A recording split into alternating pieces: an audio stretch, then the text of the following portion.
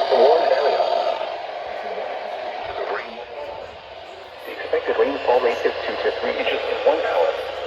Additional rainfall amounts of 1 to 2 inches are possible in the flash flooding is ongoing or expected to begin shortly. Hazard: flash flooding caused by thunderstorms.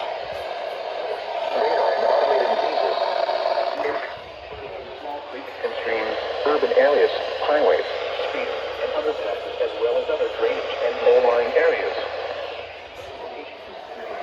Flash flooding includes New Brunswick, Perth Amboy, Somerville, Somerset, Edison, South Brunswick, Sayreville, North Brunswick, Ewing. This includes the following highways: Interstate 295 in New Jersey between mile markers 67 and 76.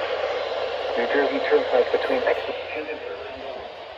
Interstate 287 in New Jersey between mile markers 0 and 20.